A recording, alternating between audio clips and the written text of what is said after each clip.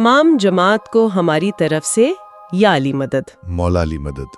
आज हम एक बहुत ही खास एक रूहानी वाक़े पे बात करने जा रहे हैं। जी हमारे पास जो मवाद है वो 11 नवंबर 1991 का है। बिल्कुल धाराखाना जमात खाने में पेश आने वाला एक वाक़या। बिल्कुल। बज़ाहिर तो ये एक सादा सा इज्तिमा लगता है, लेकिन जब उसकी गहराई में जाएं तो इमाम और जमात के ताल्लुक के बारे में और खुलूस के बारे में बहुत कुछ पता चलता है। लेकिन इससे पहले एक छोटी सी गुजारिश, हमारे 4 चैनल्स को जरूर सब्सक्राइब करें।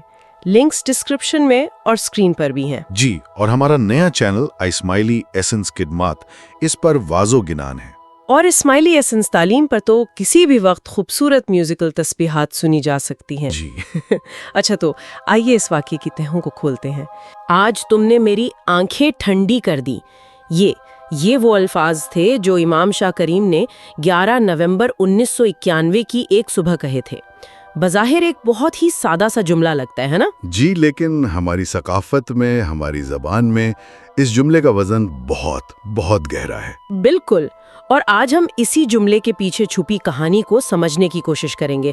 हमारे पास एक दस्तावेज का इक्तबास है। अच्छा जी, जो उस दिन दरखाना जमात खाने में होने वाली एक लाइफ डेडिकेशन मजलिस के खास वाक़े को बयान करता है। और ये कहानी, मेरा मतलब है, ये एक बहुत ही दिलचस्प सबक सिखाती है कि कभी-कभी रूहानियत के जो सबसे गहरे तजुर्बात हैं वो तयशुदा मंसूबों से नहीं आते। सही। बल्कि उन लम्हों में जन्म लेते हैं जब मंसूबाबंदी एक तरफ रख दी जाती है और सिर्फ दिल से बात की जाती है। बिल्कुल। तो हमारा आज का मकसद भी यही है। हम उस दिन के वाक़यात का गहराई से जायजा लेंगे और ये जानेंगे कि आखिर जमात ने ऐसा क्या किया था जिसके जवाब में ये तारीखी अल्फाज कहे गए। जी, कैसे एक गैर मुतवक्को ख्वाहिश ने एक पूरी तकरीब का रुख ही बदल दिया। बिल्कुल। और उसे एक नाकाबिले फरामोश रूहानी तजुर्बे में तब्दील कर दिया। तो आइए इस दिन की कहानी को परत दर परत खोलते हैं। जरूर।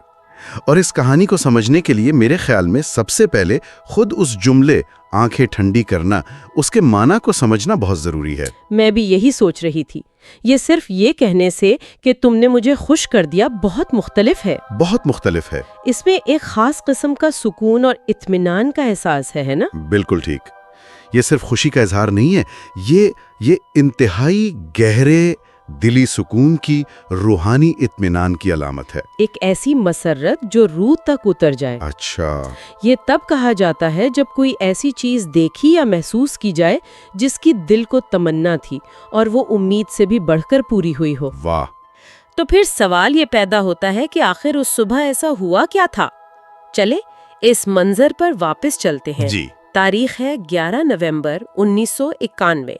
लाइफ डेडिकेशन मजलिस का मौका है। इमाम शाह करीम जमात खाने में तशरीफ फरमा है और वो जो दस्तावेज है वो उस वक्त के माहौल को बयान करने के लिए बड़े गैर मामूली अल्फाज इस्तेमाल करती है। जी, और वही अल्फाज इस पूरे वाक़े की बुनियाद हैं। दस्तावेज कहती है कि वहाँ एक मुनफरिद पुरनूर सुकून छा गया था, जैसे रहमत की कोई खामोश बारिश बरस रही हो। और फिर एक तरकीब इस्तेमाल हुई है, लतीफ खामोशी। लतीफ खामोशी। ये मुझे बहुत दिलचस्प लगी। ये आम खामोशी से कैसे मुख्तलिफ हो सकती है? मतलब एक भरे हुए जमात खाने में खामोशी तो वैसे ही गहरी होती है। सही। लेकिन यहाँ लतीफ का लफ्ज क्यों? आपने बहुत अहम नुक्ता उठाया है। देखिए, लतीफ खामोशी का मतलब सिर्फ आवाज़ों का ना होना नहीं है। ये एक ऐसी खामोशी है जो अपने अंदर एक गहरा रूहानी राब्ता लिए हुए है। अच्छा। यूँ समझें जैसे एक ऑर्केस्ट्रा अपने कंडक्टर के इशारे से पहले बिल्कुल खामोश हो जाता है। वो खामोशी खाली नहीं होती। नहीं, बिल्कुल नहीं। वो मुश्तरका तवज्जो, इंतजार और आने वाले लम्हे के लिए मुकम्मल तैयारी से भरी होती है। ये लतीफ खामोशी भी ऐसी ही थी। ये इस बात की अलामत थी कि तकरीब के बाकायदा आगाज से पहले ही वहाँ मौजूद हर फर्द और इमाम के दरमियान एक गैर मरी रूहानी ताल्लुक कायम हो चुका था। तो गोया माहौल पहले से ही किसी गैर मामूली वाक़े के लिए तैयार था, चाहे किसी को उसका अंदाजा हो या ना हो। बिल्कुल। ये एक ऐसी खामोशी थी जो कुछ महसूस कर रही थी। जी। इस तैयार शुदा माहौल में प्रोग्राम के मुताबिक गिनान के सिर्फ चंद हिस्से पढ़े जाने थे। ये एक तयशुदा बात थी। لیکن یہاں سے کہانی ایک نیا موڑ لیتی ہے۔ جی، اور یہی اس واقعے کا دل ہے۔ یہ وہ لمحہ ہے جہاں اسکرپٹ کو ایک طرف رکھ دیا جاتا ہے۔ بالکل۔ گنان شروع ہونے سے ٹھیک پہلے امام شاہ کریم نے اشارہ دیا کہ وہ پورا گنان اے رحم رحمان اب تو رحم کرو گے سننا چاہتے ہیں۔ دستاویز کے مطابق یہ صرف ایک فرمائش نہیں تھی، بلکہ اس میں محبت، شفقت اور روحانی شدت کی گہرائی تھی۔ ایسا محسوس ہوا جیسے امام اپنی ایک دلی دعا براہ راست جماعت کے لبوں سے سننا چاہتے ہیں۔ یہاں دو باتیں بہت اہم ہیں۔ ایک تو یہ کہ یہ کوئی عام تبدیلی نہیں تھی۔ اے رحم رحمان یہ رحمت اور بخشش کی ایک انتہائی عاجزانہ فریاد ہے۔ یہ بات بہت دلچسپ ہے کہ امام نے خود دعا کرنے کے بجائے جماعت سے کہا کہ وہ ان کی دعا کو آواز دے۔ اس کی کیا اہمیت ہو سکتی ہے؟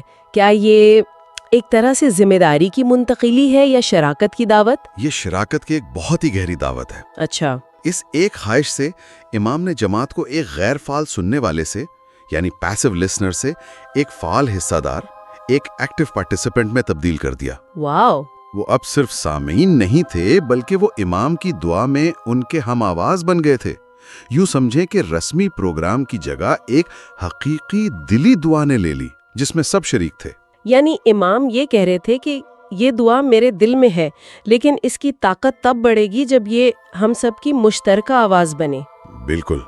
اس نے تو پوری تقریب کی نوعیت ہی بدل دی ہوگی۔ یقیناً اس نے حاضرین کو ایک بہت بڑا اعزاز بخشا اور ساتھ ہی ایک بہت بڑی ذمہ داری بھی دے دی۔ اب انہیں صرف گنان پڑھنا نہیں تھا بلکہ امام کے دل کی کیفیت کو اپنی آواز میں سمونا تھا۔ اور جب امام کی اس خواہش کے مطابق گنان پڑھا گیا تو اس کی کیفیت بھی وہ بھی بیان سے باہر تھی۔ دستاویز میں ایک بہت ہی خوبصورت تضاد کا ذکر ہے جی، کہ آوازوں میں ایک ہی وقت میں لرزش بھی تھی اور سکون بھی۔ درد اور محبت ایک دوسرے میں گھل مل گئے تھے۔ یہ کیسے ممکن ہے کہ ایک ہی وقت میں کپکپاہٹ بھی ہو اور سکون بھی؟ یہ تضاد ہی دراصل اس روحانی تجربے کی روح ہے۔ لرزش یا کپکپاہٹ جو ہے وہ اس لمحے کی ہیبت، اس کے جلال اور دل میں پیدا ہونے والے درد کی علامت ہے۔ یہ اپنی کمزوری اور عاجزی کا شدید احساس ہے۔ صحیح۔ اور دوسری طرف سکون، وہ اس گہرے یقین اور بھروسے کی علامت ہے کہ ہماری فریاد سنی جا رہی ہے، کہ رحمت موجود ہے اور ہم محفوظ ہاتھوں میں ہیں۔ یہ خوف اور امید کا، جلال اور جمال کا ایک حسین امتزاج ہے۔ اور اس کیفیت کا اثر صرف آوازوں پر نہیں تھا بلکہ پورے ماحول پر تھا۔ دستاویز میں آگی منظر کی تصویر کشی کچھ اس طرح کی گئی ہے کہ ہر لفظ، ہر مصرع روشنی میں تبدیل ہو کر فضا کو الہی گونج سے بھر رہا تھا۔ جی، یہ بہت شاعرانہ ہے، لیکن اس کا گہرا مطلب کیا ہے؟ اس کا مطلب ہے کہ وہ الفاظ اب صرف صوتی لہریں یعنی ساؤنڈ ویوز نہیں رہتے، وہ اجتماعی نیت، جذبے اور روحانی توانائی کا مجسمہ بن گئے تھے۔ اچھا۔ جب ایک پوری جماعت ایک ہی دل سے، ایک ہی نیت کے ساتھ امام کی خواہش کو پورا کر رہی ہو تو الفاظ صرف الفاظ نہیں رہتے، وہ ایک زندہ حقیقت بن جاتے ہیں۔ روشنی میں تبدیل ہونا اسی روحانی تبدیلی کا استعارہ ہے۔ مطلب اس لمحے میں پڑھنے والے، سننے والے اور جس کے لیے پڑھا جا رہا تھا، وہ سب ایک ہی روحانی سطح پر متحد ہو گئے۔ بالکل۔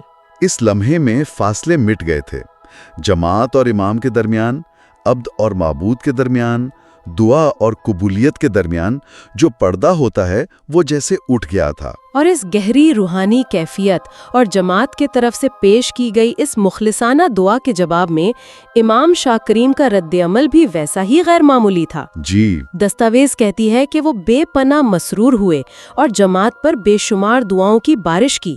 یہاں تک کہا گیا ہے کہ ایسا محسوس ہوا جیسے امام کی مسکراہٹ سے پورا جماعت خانہ روشن ہو گیا ہو۔ اور یہ رد عمل اس بات کی تصدیق ہے، یہ اس بات کا ثبوت ہے کہ جماعت کی طرف سے کی گئی کوشش، ان کی مخلصانہ فریاد قبول ہو گئی ہے۔ امام کی خوشی صرف ایک جذباتی اظہار نہیں ہے، یہ ایک روحانی جواب ہے۔ صحیح۔ یہ اس بات کا اشارہ ہے کہ جو تعلق قائم کرنے کی کوشش کی گئی تھی وہ کامیابی سے قائم ہو گیا، اور اس کا جواب رحمت اور برکت کی صورت میں واپس آ رہا ہے۔ اور پھر وہ الفاظ ادا ہوئے جو اس پورے واقعے کا عروج تھے۔ آج تم نے میری آنکھیں ٹھنڈی کر دیں۔ جی، اب جب ہم اس پورے پس منظر کو سمجھتے ہیں تو ان الفاظ کا وزن اور بھی بڑھ جاتا ہے۔ بالکل۔ اب یہ الفاظ صرف ایک تعریف نہیں لگتے بلکہ ایک روحانی معاہدے کی تکمیل لگتے ہیں۔ یہ اس بات کا اعلان ہے کہ جماعت نے جو ذمہ داری اٹھائی تھی اسے بہترین طریقے سے نبھایا۔ اس ایک جملے کے ذریعے امام شاہ کریم نے اپنی خوشی، اپنا نور اور اپنی برکتیں پوری جماعت کے دلوں میں انڈیل دیں۔ یہ واقعی ایک غیر معمولی واقعہ ہے۔ جی، اور اس کی خوبصورتی اس کی سادگی میں ہے۔ کوئی بڑی تیاریاں نہیں تھیں، کوئی پیچیدہ منصوبہ بندی نہیں تھی، صرف ایک خالص خواہش، ایک مخلصانہ کوشش اور ایک محبت بھرا جواب۔ یہ گفتگو میرے لیے ایک سوچ کا در کھول گئی ہے۔ ہم اپنی زندگی میں، خاص طور پر اپنی روحانی زندگی میں، ہر چیز کی منصوبہ بندی کرنے کی کوشش کرتے ہیں۔ جی بالکل، ہم اپنی عبادات، اپنی دعاؤں، اپنے ریچولز کو بہترین طریقے سے منظم کرنا چاہتے ہیں، لیکن شاید حقیقی روحانی تعلق اور قبولیت کے وہ لمحات جو واقعی آنکھوں کو ٹھنڈا کرتے ہیں، وہ ہماری منصوبہ بندی کے دائرے سے باہر ہوتے ہیں۔ شاید وہ لمحات ہمارا انتظار ان راستوں پر کر رہے ہوتے ہیں جہاں ہم اپنی لکھی ہوئی اسکرپٹ سے ہٹنے کی جرت کرتے ہیں۔